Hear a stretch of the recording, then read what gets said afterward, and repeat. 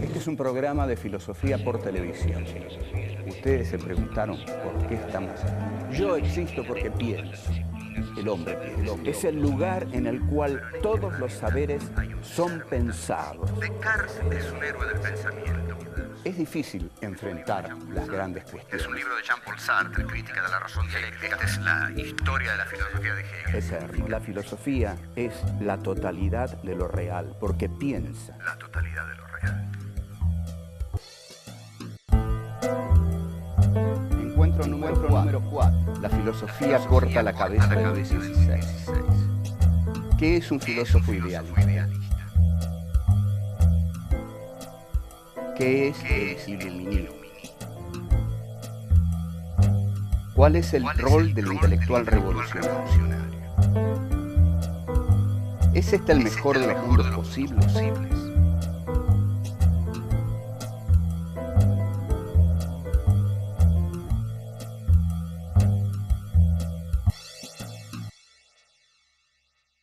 Habíamos visto que la filosofía no era la historia de lo que llamamos antes los héroes de la filosofía, sino que la filosofía es la historia de los desarrollos históricos en los cuales los filósofos forman parte de ellos, y Descartes concretamente surge en la filosofía como aquel que expresa la subjetividad capitalista, al sujeto capitalista, al hombre del capitalismo.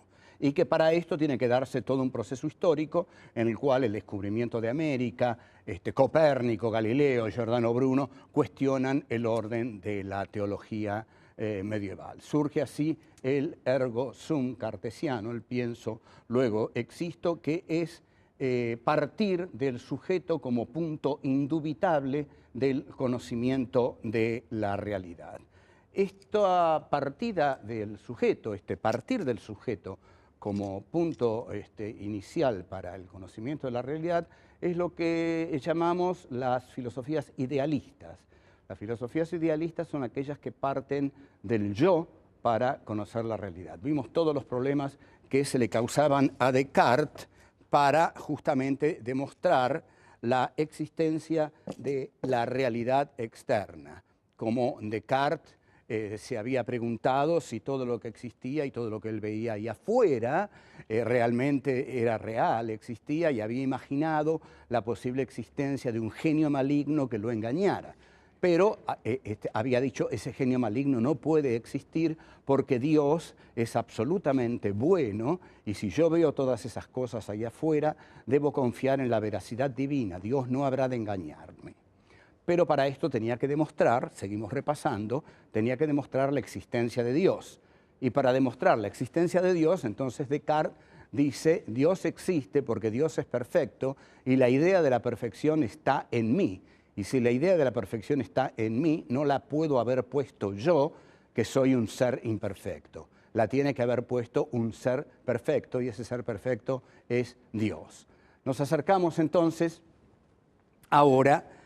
Vamos a pasar de Descartes a un pensador que se las trae.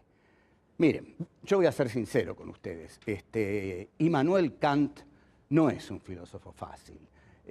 Vivió toda su vida en la ciudad de Königsberg, escribió la Crítica de la razón pura, que es su obra fundamental, junto con la Crítica de la razón práctica y la Crítica del juicio.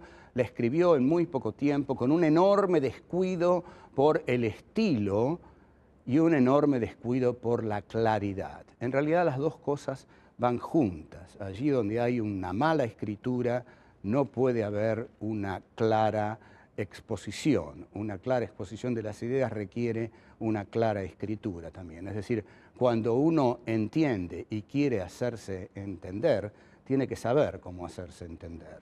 En este sentido, el estudio de la filosofía, cuando se aplica a la docencia, tiene dos partes fundamentales. Una es que uno entienda, y la otra es que uno sepa cómo transmitir ese conocimiento. Pero esto a Kant no le importó mucho. Ergo, la filosofía kantiana no tiene la transparencia de la filosofía cartesiana. En general, la filosofía cartesiana se caracterizaba por ser clara y distinta, como Descartes lo decía. Kant es un filósofo oscuro. Yo no voy a tratar la improbable misión de simplificarlo, porque justamente les voy a contar una anécdota para aclarar esto. Parece que cierto día Einstein, el físico, iba caminando por ahí, se le acerca un tipo y lo encuentra. Oh, hola Einstein, le dice, ya que lo encuentro, quería preguntarle si me puede explicar la teoría de la relatividad. Einstein, que ese día estaba de evidente buen humor y de buena disposición, le dice, sí, cómo no, le voy a explicar la teoría de la relatividad. Y el tipo dice, pero caramba, tampoco la entendí ahora, ¿me la podría explicar de nuevo? Bueno, se la explica por cuarta vez, tampoco la entiende, quinta vez, tampoco la entiende, y así se la sigue explicando y el tipo le dice, no la entiendo, hasta que al final llega un momento en que el tipo le dice, ah, sí, ahora la entendí. Y Einstein lo mira y le dice, sí, pero esto ya no es la teoría de la relatividad. Entonces, yo puedo explicar o simplificar Kant hasta cierto punto, y no lo voy a simplificar. Lo que voy a tratar de hacer es explicarlo claramente, con la mayor claridad que me sea posible, pero es un pensamiento difícil. Sin embargo, lo vamos a unir a lo que vimos en Descartes. Dijimos que Descartes inaugura lo que llamábamos filosofías idealistas. Dijimos que las filosofías idealistas son las que parten del sujeto en su tarea de conocimiento de la realidad. Ustedes síganme bien, porque no quiero interrumpir este pensamiento en este momento. Las ideas en el idealismo, el sujeto es aquel que constituye al objeto.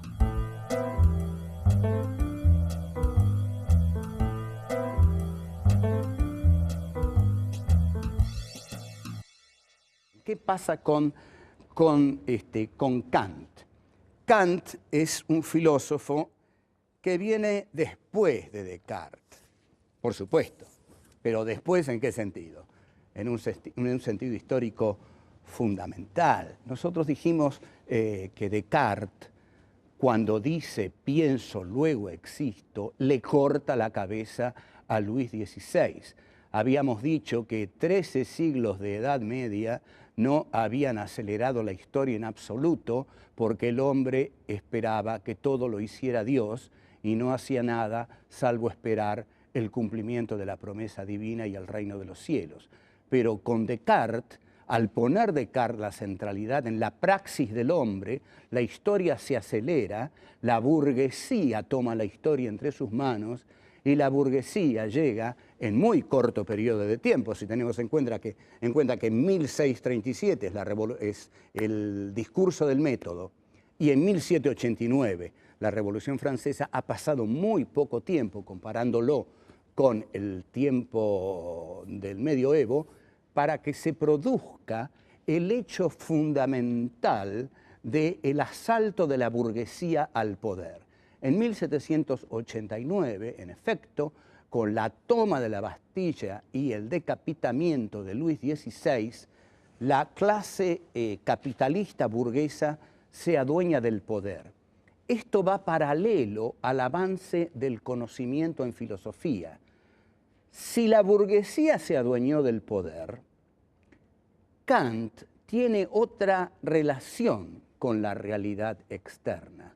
La realidad externa no es como para Descartes algo que pertenecía todavía a la monarquía.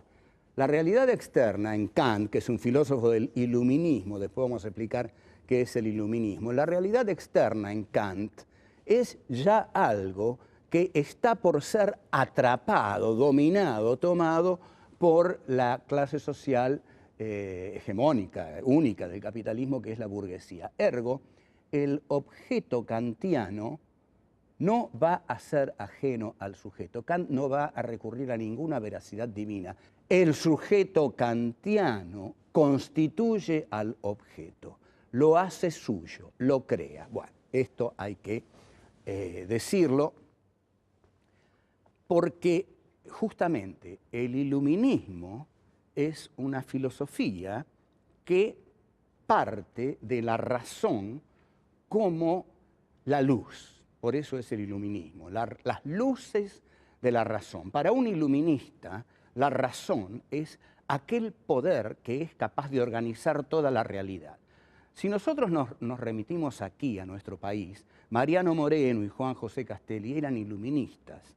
Y al ser iluministas, ellos pensaban que desde su racionalidad podían darle a la realidad un orden que no tenía.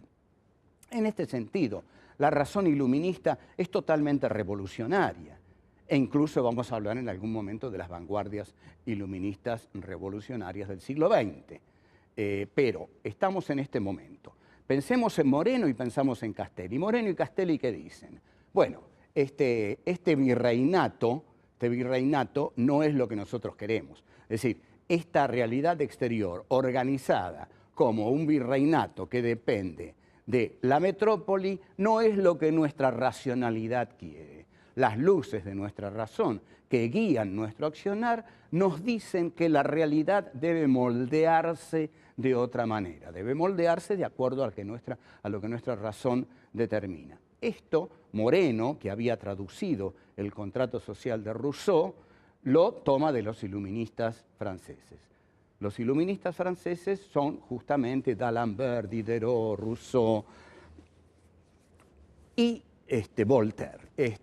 Escriben la enciclopedia y es ahí donde vemos que la razón iluminista comienza a hacerse una con las masas y con la burguesía revolucionaria. Y la razón iluminista, ¿qué es lo que dice? La sociedad tal como está organizada, hegemonizada por un rey que dice gobernar por derecho divino y que acumula a toda la monarquía en Versalles, y esa es la realidad que pretenden imponernos, nuestra razón nos dice que esa realidad hay que ordenarla de nuevo. O sea, aquí, esto tiene que ser claro, entendámoslo bien, aquí la razón ordena la realidad. La realidad esa que yo veo con un rey que dice gobernar por derecho divino, y todos sabemos que nadie gobierna por derecho divino porque el hombre se adueñó de la historia. Y como el hombre se adueñó de la historia, nadie que me venga a decir que gobierna por derecho divino, señores, porque aquí los lazos con Dios los cortamos. Los cortó Descartes ya en 1637. Así que los revolucionarios franceses hacían la Revolución Francesa en nombre de los derechos del hombre. Y los derechos del hombre no admitían ningún liderazgo de reyes que dijeran gobernar por derecho divino. Entonces, esa realidad, dicen los iluministas, los racionalistas franceses, esa realidad que vemos ahí hay que cambiarla, porque nuestra razón nos lo está diciendo. Esa realidad no se compadece, esa realidad no está de acuerdo con lo que nosotros pensamos. O sea, ¿qué es un iluminista? Un iluminista es alguien que está tan seguro de lo que su razón le dice que se siente validado para imponer su razón a los hechos y modelar la realidad de acuerdo a lo que su razón le dice. Entonces, eso es el iluminismo, la diosa razón, como dicen los revolucionarios franceses. La diosa razón es la que crea la realidad porque se subleva contra la realidad. O sea, la razón es revolucionaria. La razón no cree en la realidad. Cuando la realidad no está de acuerdo con la razón revoluciona la realidad hasta que esa realidad se relacione con ella como un espejo, le devuelva lo que ella cree que la realidad debe ser. Esto tiene mucho que ver con la filosofía kantiana. Y si ustedes entendieron esto, no les va a ser tan difícil entender a Kant. Ya lo vamos a ver.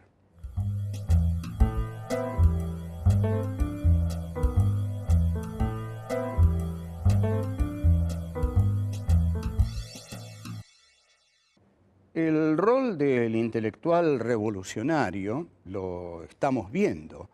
Los pensadores que impulsaron la Revolución Francesa, los llamados enciclopedistas, eran intelectuales, filósofos revolucionarios que vieron que el sentido de su época era que una nueva clase social, o al menos una clase social distinta a la que tenía el poder político, porque el poder económico ya estaba en manos de la burguesía, veían estos intelectuales que la clase burguesa, capitalista, debía tomar el poder político que todavía estaba en manos de la nobleza.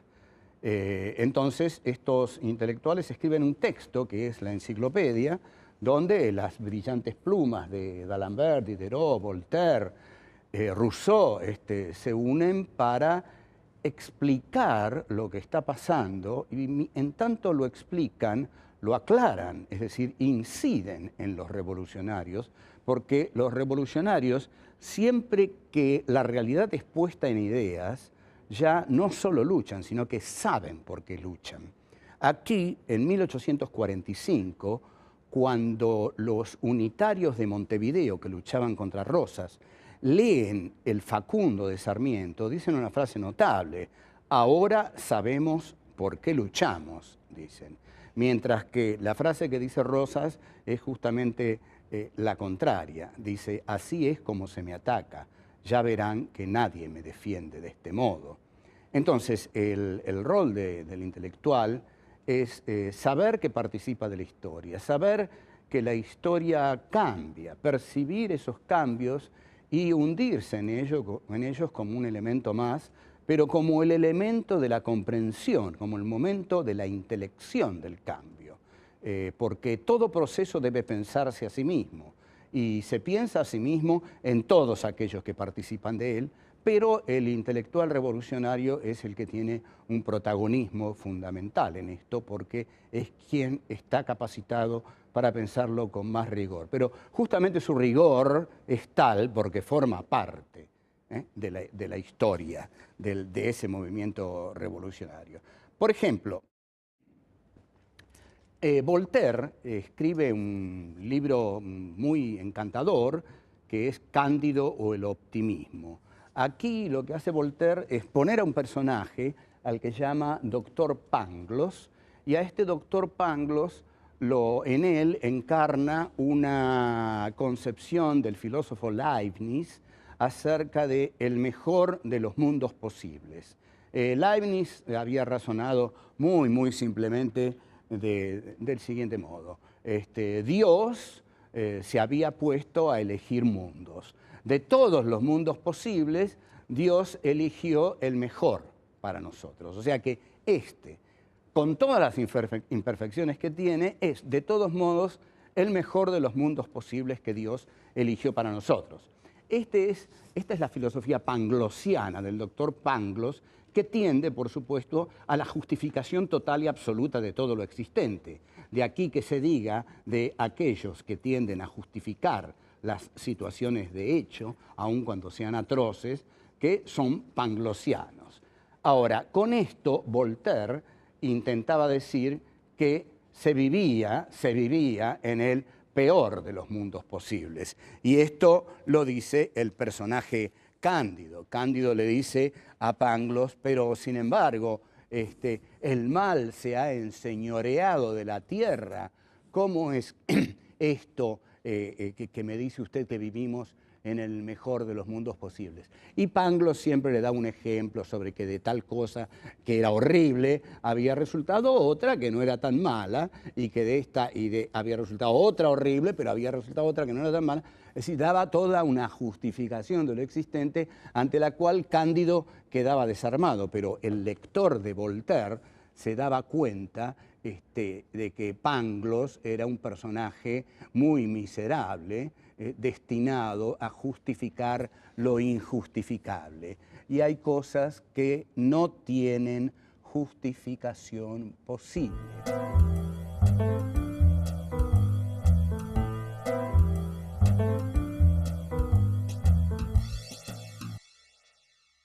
Marx dice, la filosofía tiene que estar al servicio de tornar explícita la ignominia. Entonces va a decir una frase notable, realmente notable: hay que hacer la ignominia más ignominiosa pensándola, haciéndola conocer. Una vez que toman conciencia de su ignominia se les vuelve más ignominiosa, porque la conciencia de la ignominia hace intolerable la ignominia. Es decir, yo puedo pasarme mi vida entera hundido en una situación de indignidad. Si en algún momento no tomo conciencia de ella, puedo seguir así eternamente. Ahora, en ese momento, en el momento exacto en que tomo conciencia de mi indignidad, ahí hay un quiebre, hay una ruptura, ahí yo paso a ser otro. Ahí me miro desde otro lugar y me digo a mí mismo, esto no puede ser. Cuando digo esto no puede ser, estoy revolucionando mi situación particular. Entonces, esto es lo que digamos, Marx está diciendo con que hay que hacer la ignominia más ignominiosa. A la vez, lo que logra Voltaire con su Cándido, que es una novela, es una breve novelita, Cándido, que la lee mucha gente, es lograr la irritabilidad de las masas. Convengamos que si hay masas irritables, son las masas de la Revolución Francesa. La Revolución Francesa no es solo la toma de la Bastilla, también es el terror, es Robespierre, Saint-Just, la guillotina, en fin, un proceso tremendamente complejo, pero el principio revolucionario de los ideólogos era irritar a las masas, llevándolas al conocimiento de la situación de indignidad en que vivían. En la medida en que tomaban conciencia de esa situación de indignidad, la irritabilidad crecía y la rebelión estaba más cercana. La rebelión es imposible cuando no existe la conciencia de la indignidad. Lo que hace imposible la conciencia de la indignidad es creer que vivimos en el mejor de los mundos posibles. Como no vivimos en el mejor de los mundos posibles, algunos viven en el mejor de los mundos posibles. Digamos que hay una relación aquí de cierta incomodidad, que para que algunos vivan en el mejor de los mundos posibles, otros tienen que vivir en el peor de los mundos posibles. Esta tremenda injusticia que subyace al sistema social casi único en estos momentos, esta situación tiene que llevarse a la conciencia de aquel que padece la indignidad. Es decir, entonces yo diría que gran parte de la tarea de la filosofía es revelarle o conseguir que aquel que está sumergido en el oprobio durante su existencia, tome en algún mundo conciencia de este oprobio. En la medida en que toma conciencia de este oprobio, la decisión de cambiarlo empieza ahí. En la medida en que no la toma, va a seguir siendo siempre una mera cosa de un aparato que la explota, que lo explota. Pero también todo eso tiende a que el individuo no se encuentre con su propia subjetividad, que no llegue a ese momento en el que diga, pero esta es la vida que yo quiero vivir, este soy yo, esto es lo que soñé para mí, esto es lo que yo soñé de joven. ¿Hasta qué punto estoy traicionando absolutamente mi juventud? Porque yo pensé algo para mí cuando era joven. Después lo fui pensando cada vez menos. Después entregué esto, después entregué aquello, después entregué aquello. Y ahora estoy aquí, entregado, idiotizado, viendo estupideces todo el día, obedeciendo órdenes durante el día, comiendo mal y viendo estupideces y durmiendo mal también. Esto tiene que cambiar. Ese momento exacto es el de la conciencia crítica, el de la conciencia crítica. La conciencia crítica es ese momento en el cual el individuo descubre su yo verdadero, íntimo, el yo desde el cual él se permite cuestionar su propia vida y el mundo que lo rodea. Y esto es realmente muy, muy alentador. La filosofía debe ayudar en estas cosas a que ocurran. Son muy valiosas.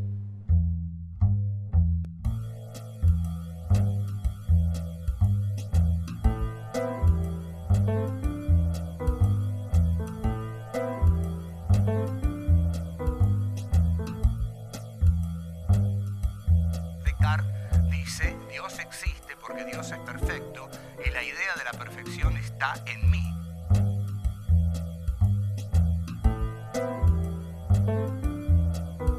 Para un iluminista, la razón es aquel poder que es capaz de organizar toda la realidad.